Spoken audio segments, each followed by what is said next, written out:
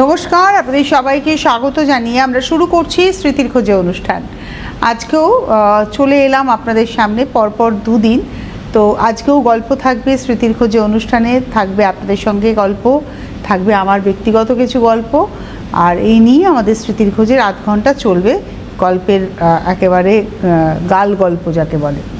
তো আপনারা রয়েছেন আমাদের সঙ্গে সরাসরি নাম্বারে 6292242341, 6292242342 এই নাম্বারে আপনাদের সঙ্গে আমাদের সরাসরি সংযোগ স্থাপন করবে। দেখুন এই উপরে নাম্বার যাচ্ছে, এখানে দেখবেন আসবে পরপর নাম্বার, তো সেই নাম্বারে আপনাদের ফোন করতে হবে। দেখুন এই যে রয়েছে, এই যে ফোন নাম্বারটা রয়েছে, এই ফোন নাম্বারে আপনাদের ফোন করতে হবে। দুটো নাম্বার আসছে, 41 আর 42। আর একদম অনুষ্ঠানের শুরুতে বলি যে আমাদের সিটিভিএন চ্যানেলটাকে আপনারা সাবস্ক্রাইব করে রাখুন। ইউটিউবে কি করতে হবে, আপনার মোবাইল ফোনের ইউটিউব অ্যাপটাতে ক্লিক করলেই সার্চ অপশান আসবে, সেখানে আপনারা টাইপ করবেন সিটিভিএন, তাহলে CTVN AKD plus with blue logo চলে আসবে। ব্লু লোগোতে ক্লিক করলে আপনি চ্যানেলের ভেতরে যত প্রোগ্রাম আছে সব দেখতে পাবেন। আপনার কাছে যাতে প্রপারলি নোটিফিকেশান পৌঁছয় তার জন্য সাবস্ক্রাইব বাটনটাকে ক্লিক করুন, করলেই পাশে একটা ঘন্টা নড়ছে, ওই ঘন্টাতে ক্লিক করলে অনেকগুলো অপশন আসবে, সেখান থেকে অল অপশন ক্লিক করবেন, তাহলেই আপনি নোটিফাইড হবেন যখনই কোনো প্রোগ্রাম আপলোড হবে। এবারে আসি আজকে আমার আলোচনার বিষয়। আজকে যে গল্পটা আজকে করব আপনাদের সঙ্গে সেটা হচ্ছে যে স্কুলে বা বাড়িতে পড়াশুনোর জন্য, অবশ্যই স্কুলে মানেই পড়াশুনোর জন্য বা দুষ্টুমির জন্য, এবং বাড়িতে স্কুলের মানে টিচারের কাছে কোনো সময় শাস্তি পেয়েছেন? শাস্তি পেলে কি শাস্তি পেয়েছেন? আমাদের ছেলেবেলার শাস্তিগুলো তো একটু অন্যরকম ছিল, বাইরে বার করে দাঁড় করিয়ে রাখা, কান ধরে দাঁড় করিয়ে রাখা, কিংবা হাতের মধ্যে পেন্সিল ঢুকিয়ে চাপ দেওয়া।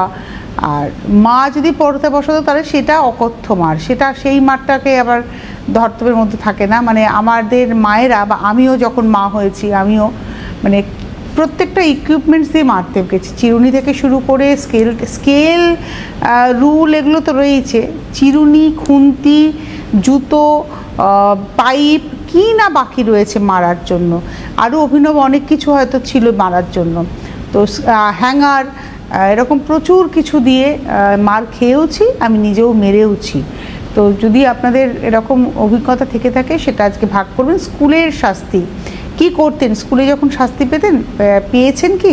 অনেকেই গুড গার্ল থাকেন, তারা হয়তো শাস্তি পাননি, গুড গার্ল বা গুড বয়, তারা হয়তো শাস্তি পাননি, কিন্তু আমি শাস্তি পেয়েছি, আমার বলতে কোনো আপত্তি নেই। এবং সেই শাস্তি ছিল দুরকম। আমাদের স্কুলে বেঞ্চের উপরে দাঁড় করিয়ে দেওয়া হতো, সবাই নির্দিষ্ট বেঞ্চের মধ্যে বসে রয়েছে আর আপনি ঢ্যাং ঢ্যাং করে দাঁড়িয়ে আছেন বেঞ্চের মধ্যে। তো শাস্তি পাওয়ার কারণ কিন্তু আমার ক্ষেত্রে পড়াশুনো যে করতাম না তা নয়, পড়াশুনো আমি করতাম, পড়াশোনার ব্যাপারে আমি খুব সিরিয়াস ছিলাম, কিন্তু শাস্তিটা আমি পেতাম স্কুলে দুষ্টুমি করার জন্য। কারোর থেকে টিফিন খেয়ে নিতাম কেড়ে, কিংবা হয়তো ক্লাস চলাকালীন ফিসফিস করছি, এরকম কারণে আমি ভীষণভাবে বকা খেতাম, শাস্তি পেতাম। তারপরে কি করলো, আমাকে এরকম শাস্তি পাওয়ার জন্য আমি দুষ্টুমি করতাম বলে আমাকে ক্লাসে মনিটর করে দেওয়া হলো। এবং অদ্ভুতভাবে মানে মনিটর হয়ে যাওয়ার পরে দুষ্টুমি কমাতে হতো, তো সবার কেউ কথা বলবে না, এ করবে না। মনিটরের একটা ব্যাচ থাকতো, মানে স্কুল ব্যাচের নিচে আবার মনিটর ব্যাচ থাকতো।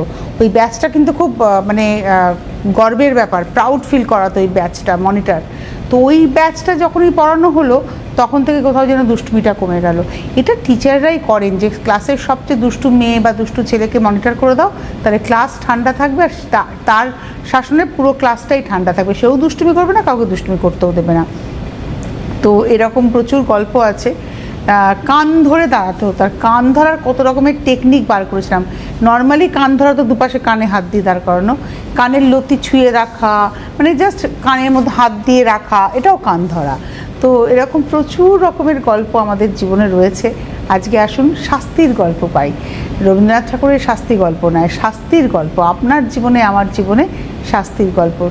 কী কী শাস্তি পেয়েছেন, পানিশমেন্ট কি পেয়েছেন ছোটোবেলায়, আসুন গল্প করি।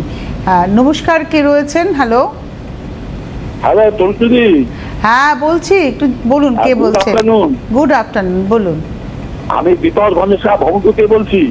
আচ্ছা, কি রকম শাস্তি পেয়েছেন ছোটবেলায়? হ্যাঁ, তখন তো, এখন তো আমার বয়স 72, তখন তো ছোটবেলা বয়স স্কুলে যেতাম। হ্যাঁ, তারপর স্কুলে সিলেটে লিখতাম, তারপরে পড়াশোনা না করলে মারতো ঠিকই, মানে হাতে পাতার মধ্যে মারতো, আর নীল দাও বসে না, তারপরে নীল দাও ছিল। টেবিলের তলা দিয়ে মাথা দিয়ে বসে থাকতাম। এরকম করতো, কিন্তু আমি পড়াশোনা করে যেতাম, কোনো সময় তো পড়লাম না, তারপরে বন্ধু বান্ধবের সাথে কথা বলছি, সেই সময় নীলদার বসলাম, বন্ধুদের সাথে কথা বলছি, নীলদার বসতাম, এরকম করতো। তা পরীক্ষা ভালো রেজাল্ট করতাম, ক্লাসের মধ্যে থাকতাম। আমাদের ব্যাগ ছিল না, তখন আমরা বগলের বই, আর মা বাবারা সেরকম পড়াতেন না, আমরা নিজেরাই পড়তাম। তখন ছোটবেলায় টিচার ছিলেন না, আর মাধ্যমিক পর্যন্ত টিচার করতো না, আর নিজে করতাম। এবং স্কুলে যা পড়াতে সেগুলি শুনে পড়তাম, না পেলে স্কুল মাস্টারকে দেখাতাম, কিন্তু আমার কোনো টিচার ছিল না। আমাদের আপনার এই কথা শুনে কথা মনে পড়লো, আমি তো শুধু বলছি আমাদের স্কুলে যেতাম, শাস্তি। এখন তো পিঠে গালের মধ্যে মারি, ছেলে আপনার কথাটা না নেটওয়ার্ক ইস্যু হচ্ছে, কথা কেটে কেটে আসছে। কিন্তু আমাদের গালে গালে মারতেন না, হাতের তালুতে চামচ দিয়ে, লাঠি ছিল কঞ্চি কঞ্চি দিয়ে হাতের তালু মারতেন। তারপরে আচ্ছা, আর মার কাছে মার খেয়েছেন? মার কাছে বকতো, কিন্তু গায়ে হাত দিতেন না। মার কাছে গায়ে বকতো, এই পড়াশোনা করো, এই এখন পড়াশোনা করো, স্কুল পড়া যা থাকবে সেগুলি করো। আচ্ছা, আপনার মা গায়ে হাত দিতেন না? আমার থ্যাংক ইউ বিপদ ভঞ্জন দা, ফোন করেছেন, অনেক ধন্যবাদ। এবার দেখা যাক, বিপদ ভঞ্জনদার মা গায়ে হাত দিতেন না, মুখে বলতেন, চোখ বড় করলেই হয়তো উনি ভয় পেতেন। কিন্তু আমার মতো কে কে মায়ের কাছেও মার খেয়েছেন? আমরা মানে আমি আর আমার ভাই মায়ের কাছে খুব মার খেয়েছি, আমার বোন খুব একটা মার খায়নি, ও একটু ঠান্ডা, ও একটু চুপচাপ, যার জন্য ওকে মা, আর অনেকটা ছোট, মা বাবার খুব আদরের ছিল। তো আমি আর ভাই র্যান্ডামলি মার খেয়েছি, মানে সেই যে কি মার খেয়েছি, মানে পাইপ থেকে মা ওই কলের পাইপ দিয়ে মারতো, ওটা ভীষণ প্যাথেটিক ছিল। নমস্কার, কে রয়েছেন? হ্যালো। হ্যাঁ নমস্কার, আমি স্নেহাশিস রাহা বলছি, হাওড়া ময়দান। হ্যাঁ, স্কুলের শাস্তি, মায়ের কাছে বকা মার। হ্যাঁ হ্যাঁ, প্রথমে আমি স্কুলেরটাই বলছি। হ্যাঁ, আমাদের স্কুলে এখন যেমন একদম মার ব্যাপারটা নেই বলতে গেলে, আমাদের কিন্তু যিনি অঙ্ক করাতেন মানে কথায় কথায় তিনি মারতেন। তবে একটা কথা আমি বলছি, আমাদের একজন বাংলার মাস্টার মশাই ছিলেন, যেমন সৌম্য দর্শন আর তেমন তার মানে বাচন ভঙ্গি। তিনি কিন্তু, আমি যখন ক্লাস মানে 5 থেকে 10 অব্দি পড়েছি, কোনোদিন তাকে রাগতে দেখিনি। কিন্তু তিনি একদিন কেন জানি না একজন ছাত্রের ওপর খুবই রুষ্ট হয়ে তাকে মেরেছিলেন, সেইটা আমার খুব মনে আছে আর কি। আসলে যখন এরকম ব্যতিক্রমী মানুষরা কোনো কারণে ক্ষুব্ধ হয়ে শাস্তি দেন, সেটা বেশি মানে মনে লাগে আর কি আমাদের সকলের। আর আপনি মায়ের বকা বলছেন, আসলে আমি মায়ের থেকে সেরকম মারটা খাইনি, কিন্তু ওই বকাটা খেয়েছি। এবং আমি মানে যেটা বকা ঠিক বলবো না, দেখতাম লক্ষ্য করে যে মানে কথাবার্তাগুলো একটু তাড়াতাড়ি বলা, মানে তাতেই বুঝে যেতাম যে মা মনে হয় রেগে আছে। আচ্ছা, আর মা রেগে গিয়ে এরকম করতেন? অনেক ধন্যবাদ স্নেহাশিস দা। আরেকটি ব্যাপার হচ্ছে, মা নর্মালি তুই করেই তো বলতেন যে এটা করে দে, ওটা কর, খেয়ে নে, আয় এবার পড়তে বস, এটা করে দে বাবা, এরকমভাবেই মা কথা বলতেন। যখন মা রেগে যেতেন, কি করে বুঝতাম বলুন তো? মা হঠাৎ করে সম্বোধন করতেন তুমি করে, তুমি এটা করে দাও, এটা তোমার করতেই হবে, এটা তোমার কর্তব্য। তখনই বুঝতাম যে এবার গন্ডগোলটা হয়েছে, আর কেসটা আমি খেয়ে গেছি। তখন ভাবতে বসতাম কি হলো, কেন এরকম করে কথা বলছে। এবার জিজ্ঞাসা করার সাহস নেই যে আচ্ছা তুমি কেন এরকম করে কথা বলছো মা, কী করেছি আমি, এটা জিজ্ঞাসা করার কিন্তু সাহস হতো না। খালি তখন আমার মনের মধ্যে ডিটেকটিভ হয়ে যেতাম, শার্লক হোমস, যে কি করলাম যে মা এরকমভাবে হঠাৎ করে তুমিতে চলে গেল কেন। মানে ওটা হচ্ছে ইন্ডিকেশন, মানে মারের আগে ওটা হচ্ছে ইন্ডিকেশন যে কিছু একটা তো আমি করেছি যার জন্য মা তুই থেকে তুমিতে চলে গেছে। নমস্কার, কে রয়েছেন? হ্যালো। হ্যালো, কে বলছেন, কোথা থেকে বলছেন? হ্যালো। হ্যাঁ নমস্কার, কে বলছেন, কোথা থেকে বলছেন? হ্যাঁ আমি তো এক্ষুনি বললাম নাম, বিহালার থেকে। হ্যাঁ, আপনি যাকে বলেছেন সে আলাদা লোক, আর এখন আপনি টিভিতে আমাকে বলবেন। যাকে আপনি বলেছেন সে ফোনটা প্রথমে রিসিভ করেছে, সে তার সাথে আমারও কোনো যোগাযোগ নেই। আপনার নাম আর আপনার জায়গাটা আমার দরকার। হ্যাঁ, আমার নাম হচ্ছে প্রীতি ঘোষ। আচ্ছা, বিহালা। আচ্ছা বলুন বলুন, আপনি তো ফোন করেছেন, বলুন। শাস্তির ব্যাপারে আজকে আমরা আলোচনা করছি, স্মৃতির খোঁজে। হ্যালো। হ্যালো। হ্যাঁ, এবার আপনি বলবেন আপনার অভিজ্ঞতা, আপনি আমাদের সঙ্গে ভাগ করবেন। হ্যাঁ, ওই স্কুল জীবনের কথা জিজ্ঞেস করছে। হ্যাঁ বলুন। এই স্কুল জীবনে তো ছোট বয়সে অনেকই মানে শাস্তি তো খেতেই হয়েছে। তারপরে অনেকগুলো ভাই বোন, মা অত দেখার সময় পেত না। ওই যেরকম হোক ভাবে পড়াশোনা করতে হয়, করে বেরিয়ে গেছি এইরকম ভাবে। না এইরকম তো আমাদের জীবনে সবারই রয়েছে। এবার আমি বলছি শাস্তিটা কিরম পেয়েছেন, স্কুলে কিরকম শাস্তি পেতেন বা মার কাছে কিরম বকা খেতেন, এইটাই একটু স্মৃতির খোঁজে। মানে হালকা করে বললে তো গল্পটা দাঁড়ালো না, গল্পটা তো গল্পের মতো বলতে হবে। ও তাহলে থাক। মানে গল্পটা গল্পের মতো, মানে আপনার গল্পটা শুনে অনেকেরই স্মৃতিটা উস্কে উঠবে, এটাই হচ্ছে ব্যাপার। শাস্তি তো আমরা সবাই পেয়েছি, কিরকম শাস্তি পেয়েছে বলুন। না না না বলুন না, আপনি ফোন করেছেন, কথা বলুন। আর তখন আপনাদের 2 ঘন্টার মতন প্রোগ্রাম হতো। ওই সুবর্ণা ছিল, আর তনুশ্রী ছিল, প্রসন্দা ছিল, ব্যাস, আর 2-1 জন। তনুশ্রী তো আমি, কোন প্রোগ্রাম? হ্যাঁ, আমি তনুশ্রী কথা বলছি। ও আচ্ছা আচ্ছা আচ্ছা। হ্যালো তনুশ্রী। হ্যাঁ হ্যাঁ, বলছি যে এই স্কুল জীবনে তো অনেক কিছু ঘটনায় ঘটে, কিন্তু সেসব তো আর মনে নেই। 75 বছর বয়স হয়ে গেছে, আর মনে থাকে? আমি শুধু তোমাকে 2-1টা কথা বলবো বলে ফোন করেছি। আমার মনের অনেক দিনের ইচ্ছা, তাই বলুন বলুন। বলছি যে আমি তোমাকে ভীষণ ভীষণ ভীষণ ভালোবাসি। আচ্ছা, তোমার প্রোগ্রাম দেখা চাই। তুমি কি শাড়ি পরে এসছো, কিরম সেজেছো, কেমন আর কি চুলটা স্টাইল করেছো, হাতের দিয়ে সেই সবুজ রঙের আংটিটা আছে কিনা, এসব দেখবো আমি। হ্যাঁ, এই আংটিটা এখনো আছে। আমি আমি যখন থেকে দেখছি না, সেই তখন তোমাদের সেই 4-5 জন 2 ঘন্টা 3 ঘন্টার জন্য প্রোগ্রাম হতো না, সেই সন্ধ্যেবেলার দিকে, আর রাত্রি 10টা-11টা শেষ হয়ে যেত।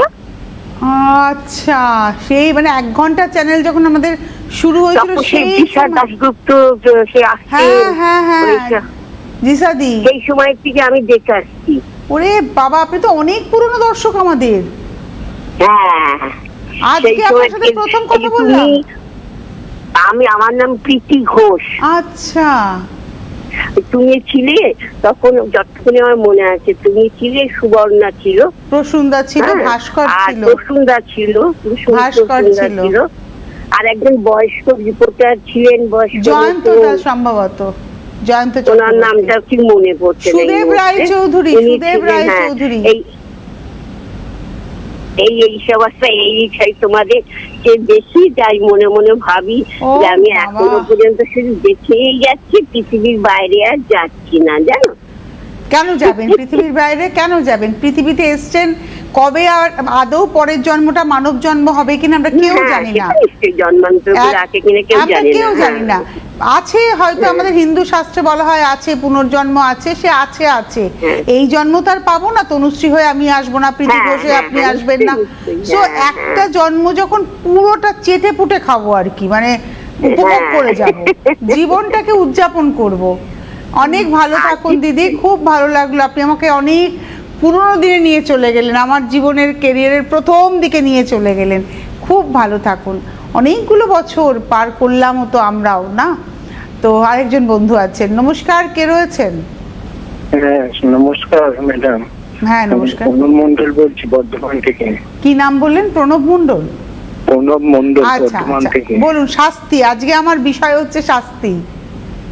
হ্যাঁ শাস্তি, শাস্তি আমি আমার একটু মনে পড়ছে, যেটা আমি যখন ক্লাস 7-এ পড়ি, তখন ক্লাসে একটা স্যার মানে অ্যানুয়াল পরীক্ষার রুটিন দিচ্ছিলেন, তখন আমি একটুখানি কথা বলেছিলাম, তাতে করে স্যার কিন্তু খুব জোরে সে আমাকে মেরেছিলেন। মেরেছিলেন?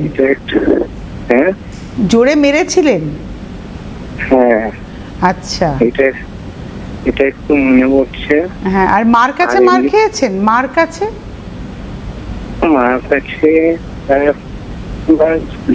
দেখেছে মার খেয়েছে। মার কাছেও মার খেয়েছেন? মা বাবা? হ্যাঁ, মা বাবার কাছে মার খেয়েছে। সে তো প্রায় সময় মার খেতাম, অতটা গুরুত্ব দেওয়া হতো না। না, বাবার কাছে আমি মার খেতাম না, মানে বাবা খুব কম, মানে বাবার কাছে মার মানে গুণে বলতে হতো, বছরে হয়তো একবার দুবার বাবা মারতেন বা বকতেন, কিন্তু মার কাছে র্যান্ডামলি বকা মার খেয়েছি বলেই আজকে মানুষ হয়েছি, এটাই হচ্ছে বড় কথা। বাবা মার শাসন না থাকলে মানুষ হয়েছে, একদম এটা মানি আমি। খুব ভালো লাগলো কথা বলে। স্কুলের শাস্তিতে কিন্তু দেখবেন আবার লজ্জাও থাকে, লজ্জা মিশিয়ে থাকতো, তাই না? স্কুলে ক্লাসরুম থেকে বার করে দেওয়া হতো। এটা একটু বড়দের, মানে একটু যখন উঁচু ক্লাসে উঠলাম, তবে এটাও ঠিক আমি 7-8-এর পরে খুব একটা শাস্তি পাইনি, যা পেয়েছি ছোট ক্লাসেই পেয়ে গেছি। 7-8-এর পরে তখন সিরিয়াসলি পড়াশুনো করতাম, তখন আর অত শাস্তি পেতাম না। তবে একবার ক্লাস 9-এ আমাদের হোল ক্লাসকে দাঁড় করিয়ে দিয়ে চলে গিয়েছিলেন কল্যাণীদি, ইতিহাসের টিচার। হোল ক্লাস দাঁড়িয়ে আছে, মানে first girl to last girl সবাই দাঁড়িয়ে আছি, মানে সারা ক্লাস দাঁড়িয়ে আছে। এবং উনি এত রেগে গিয়েছিলেন, পরে অ্যাসিস্ট্যান্ট হেডমিস্ট্রেস সুমাদি এসে বলেন কি হয়েছে, তোমরা কি করেছো, কেন কল্যাণী এরকম রেগে গেলেন। কল্যাণীদি কেবি বলতাম আমরা, কল্যাণী বোস, উনি মানে কেডি, কল্যাণী দাস সম্ভবত, কেডি বলতাম। তো উনি কেন রেগে গেলেন মানে সেই কারণটা আমার মনে পড়ছে না, কিন্তু হোল ক্লাস দাঁড়িয়ে থাকলাম। উনি বললেন দুজনের জন্য আমি সমস্ত ক্লাসকে শাস্তি দিয়ে গেলাম। কি হয়েছিল এক্ষুনি মনে নেই, তবে ওই একবার উঁচু ক্লাসে, মানে ক্লাস 10 সম্ভবত, তখন আমাদের পুরো ক্লাস শাস্তি পেয়েছিলাম। নমস্কার, কে রয়েছেন? নমস্কার। হ্যাঁ, শুভদীপ প্রহর, তনুশ্রী। হ্যাঁ, শ্যামাশ্রীদি বলুন। শ্যামাশ্রীদি, কেমন আছো? ভালো আছি, ভালো আছি, বলুন। আজকের বেশ মজাদার ব্যাপার, টপিকটা খুবই মজাদার। শাস্তি। আমি বলছি আমি কোনদিন শাস্তি পাইনি, খুবই ভালো মেয়ে ছিলাম, শান্তশিষ্ট, খুবই ভালো মেয়ে। হয়তো এক দিন ওই কান ধরে দাঁড়িয়েছি বা এইরকম কিছু, কিন্তু মায়ের কাছে যা মার বকুনি খেয়েছি সেটা আমার। আচ্ছা, মার কাছে কি কি দিয়ে মার খেয়েছেন? ঝাঁটা, জুতো, লাঠি, বেত, হ্যাঙ্গার, চিরুনি? মা তো হাত দিয়ে মারতো, আর আমার মায়ের চোখ খুব বড় ছিল, মায়ের ওই চোখ বড় বড় দেখেই বুঝতে পারতাম মা এটা অপছন্দ করছে। আর ছাতা পেটা খেয়েছিলাম বাবার কাছে স্কেল আর ছাতা দিয়ে বাবা মারতেন। ছাতা পেটা খেয়েছিলাম কেন, আমি একটা রিলেটিভের বাড়িতে গিয়েছিলাম, আমার পিসির বাড়িতে। তার শ্বশুরকে আমি প্রণাম করিনি, তখন 4th-এ পড়ি, জানো তো, আমি প্রণাম করিনি। বাড়িতে এসে সেই জন্যে বাবা আমাকে ছাতা পেটা করেছিল, সেই জন্য আমার প্রণামের উপর একটা হয়েছে, আমি কারোর প্রণাম নিই না, আমার ইচ্ছে করে না, আমি সবাইকে করব। কিন্তু সেই থেকে আমার ওই ছোট বয়স থেকে যে মনে লেগে গেছে ওই জিনিসটা, এ করি না। আর আমি কাউকে মারি না, আমি তো স্টুডেন্টদের পড়িয়েছি, সবাইকে, ছেলে মেয়েকেও মানুষ করেছেন, কাউকে মারেননি? বাহ, না, আমি কাউকে মারিনি। মেরেছি কাকে জানো তো, শুনলেও মজা লাগবে, নিজেকে। আর রান্নাঘরের যেসব বাসনপত্র, জিনিসপত্র, সেইগুলোর ওপর আমার যত রাগ। না বাবা, আমি আমার ছেলেদেরকে পিটিয়েছি, খুব পিটিয়েছি, যখনই দুষ্টুমি করেছি। আমার ওই আমি যে মার খেয়েছি না, আমার ওই জন্য ভীষণ মন কেমন করে যে না, আমি ছেলে মেয়েকে বা স্টুডেন্টদের আমি মারবো না। আমি নিজের গালে নিজে থাপ্পড় মেরেছি, সেও ভালো, কিন্তু ছেলে মেয়েকে কোনোদিন মেরে শাসন করিনি, ভালোভাবে বুঝিয়েছি বা স্টুডেন্টদের দরজার বাইরে বার করে দিয়েছি। এখন যখন আমার বাড়িতে আমার পোটলাকে ওরা যখন বকে, আমি বলি বকবে না, ওকে মারবে না, এরকম বলি, তখন আমার বড় ছেলে বলে নিজে, বাবা এগুলো এখন মনে পড়ছে, বকবে না, মারবে না, আমাদের বেলায় তো মনে থাকতো না, বকবে না, মারবে না, আর তোমরা আলাদা জিনিস, ও আলাদা জিনিস, এখন এরকম বলি। ভালো থাকুন দিদি, খুব ভালো লাগলো। স্কুল লাইফ না আমাদের কাছে কিন্তু খুব, আমার মনে হয় প্রত্যেকটা মানুষের জীবনে, যেটা স্কুলে আমরা পড়েছি, কলেজ লাইফ, স্কুল লাইফ, দুটো লাইফ তো আমরা পাই। স্কুল লাইফটা না অনেক অনেক কিছু মনে রাখার মতো, কলেজ লাইফের হয়তো অনেক কিছু আমাদের মনে থাকে না, আমার তো অন্তত নেই সেরকম। কারণ কলেজ যখন আমি করেছি তখন আমার একটা সংসার হয়ে গিয়েছিল, তখন খুব চাপের মধ্যে, কিন্তু স্কুল লাইফটা খুব খুব খুব এনজয় করেছি আমি। নমস্কার, কে রয়েছেন? হ্যালো। হ্যাঁ, কে বলছেন, কোথা থেকে বলছেন? আমি জয়া বিশ্বাস বলছি, বিরাটি থেকে। আচ্ছা বলুন, আজকে আমার বিষয় হচ্ছে শাস্তি। হ্যাঁ দিদি, আজকে বিষয় শাস্তি। হ্যাঁ, আর আমার শাস্তিটা একটু অদ্ভুত ধরনের আর কি, কারণ আমি আমার মায়ের কাছে কোনোদিনও মার খাইনি, কিন্তু মা একটা অদ্ভুত করতো, সেটা হচ্ছে কথা বন্ধ করে দিত। আমি মা আর বাবা থাকতাম, আমার দাদা বাইরে থেকে পড়াশোনা করতো। আচ্ছা, তো মা কথা বন্ধ করলে মানে আমার প্রচন্ড কষ্ট হতো যে মা কথা বলছে না, মানে এটা আমার ভীষণ পানিশমেন্ট। মা এটাই করতো। বা কারো বাড়িতে গেলাম, আমি আরেকটা করতাম, কারো বাড়িতে গেলে আমাকে কিছু খেতে দিলে আমি তখন বলতাম না যে খাবো না, আমি নিয়ে সেগুলো সব মায়ের প্লেটে দিয়ে দিতাম। আর মা বলতো বাড়ি চলো তোমার হবে, মানে বাড়ি এসে আর মা কথা বলবেন না। আর সেটা তো আমার প্রচন্ড দুঃখের জায়গা। আর আরেকটা মা শাস্তি দিতেন যে সব খেতে হবে বাড়িতে যা রান্না হবে, নাহলে আমাদের বাড়িতে প্রতিদিন চাকরি হতো, শেষ পাতে তুমি চাকরি খেতে পাবে না। এটা হচ্ছে আমার শাস্তি। মানে উচ্ছে আলু সেদ্ধ, উচ্ছে ভাজা, আমার প্রচন্ড কান্না পেতো, মানে টপ টপ করে চোখ দিয়ে জল পড়ছে, কিন্তু মার কাছে তো কোনো মাস্তি নেই, ওটা খেতেই হবে, তবেই আমি চাকরি পাবো শেষ পাতে। আর আমার বাবা কোনোদিনও বকতো না, প্রচন্ড প্যাম্পারও করতো, কিন্তু এই ব্যাপারে বাবাও কিছু বলতো না। বাবার দিকে তাকালাম, বাবা বলতো এটা মায়ের ডিপার্টমেন্ট। মানে আমার যে তখন কি দুঃখ হতো, আমি ভাবতাম মায়ের মতো এরকম পচা খারাপ মা, আমার মার মতো বোধহয় জীবনে কেউ নেই। কিন্তু এখন আমি পরবর্তীকালে আমি যখন শ্বশুর বাড়িতে গেছি বা বড় হয়েছি, কোথাও নতুন জায়গায় গেছি, আমি এটা বুঝতে পেরেছি যে মায়ের এই ট্রেনিং গুলো যে আমার কত কাজে লেগেছে। আমি সব খাই, এটা আমি ভীষণ বাহবা সব জায়গায় পেয়েছি, তার কোনো কিছুতে আমার এখন অসুবিধা হয় না, যা পেলাম খেয়ে নিলাম। বা বুঝেছি যে মা শাসন করেছে বলে মানুষ হয়েছে। বাবা যা করতো, আপব্রিঙ্গিংটা খুব ইম্পর্টেন্ট, জানেন তো? হ্যাঁ, বাবা যেভাবে আমাদেরকে প্যাম্পার করতো, আমাকে বিশেষ করে, কারণ দাদা দূরে থাকতো, মাঝে মাঝে থাকতো, হসপিটালে থাকতো, তাহলে আমি মানুষ হতাম না। আমার বাবাও শাসন করতেন, কিন্তু বাবা বছরে একবার কিংবা দুবার, বাবার কাছে ওরকম ভাবে র্যান্ডামলি মার খায়নি, কিন্তু মার কাছে অগুন্তি মার খাইনি। মায়ের কাছেও মা ওই কথা বলতে করে দিতেন। দুরন্ত ছিলাম তো, মানে ছোটবেলা থেকে একটু দুরন্ত ছিলাম, মানে ভীষণ হাতে পায়ে দুরন্ত। একটা শাস্তি বাবা দিতেন, সেটা বলতেন যে সারা বছর কি পড়াশোনা করছে আমি কিন্তু দেখবো না, কিন্তু পরীক্ষার আগের দিন তুমি যদি রাত 1টা-2টো অব্দি জেগে পড়ো আমি দেবো না, আমি লাইট বন্ধ করে দেবো 10টার সময়, আর আমি তোমার রেজাল্টটা দেখবো। বাবা মানে এরকম ছিলেন। মা সবকিছুতে লেগে রাখতেন, পড়া, মানে যেটুকু যা হতে পেরেছি দিদি, পড়াশোনা শিখেছি বা যতটুকু মানুষ হতে পেরেছি, পুরোটাই মায়ের জন্য, মানে মায়ের শিক্ষা, মায়ের শাসন। মানে এটা আমি নিজেও বিলিভ করি যে মা বাবার একটা মানে আমাদের ধরুন আমাকে দেখছেন, আপনাকে দেখবেন, বা আমার সন্তানদের, মানে আমার যখন কোনো মানুষকে আমরা জাজ করব না, তার পিছনে তার বাবা মাকেই কিন্তু আমরা জাজমেন্টটা দেব। আর মা একটা কথা বলতেন, আমাদের মায়েরা আছে না কি খুব প্রশংসা করে ছেলেবে, মা কোনোদিনও করতো না। আমি বলতাম মা বলো না তো ভালো, মা বলতো লোকে বলবে তোমরা ভালো, তখন আমার গর্ব হবে, আমি কেন বলি। এটা আমার মাও বলতেন, এবং এটা আমি আমার ছেলেদেরকেও এই একই বলি। তোমাকে যদি অন্য কেউ ভালো বলে সেটা আমার বিরাট পাওয়া। একদম। খুব ভালো থাকুন, সুস্থ থাকুন। খুব মজায় আজকে কাটালাম আমরা শাস্তি। আজকে আমার আসার কথা ছিল না, হঠাৎ করে আজকে আমি এসেছি, তাই ভাবলাম কী নিয়ে আলোচনা করা যায়, তখন মনে পড়লো শাস্তি নিয়ে আলোচনা করি।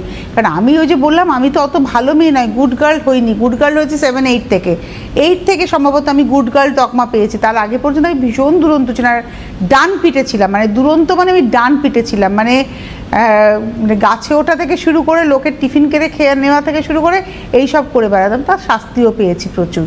যাই হোক, ভালো লাগলো আপনাদের সঙ্গে এই আধ ঘন্টা গল্প করে। সকলে ভালো থাকবেন, সুস্থ থাকবেন, আর এই অনুষ্ঠানের সঙ্গে থাকবেন। স্মৃতির খোঁজে সোম, মঙ্গল, বুধ, শুক্র, শনি আপনাদের জন্য। আবার দেখা হবে। ভালো থাকবেন সকলে। নমস্কার।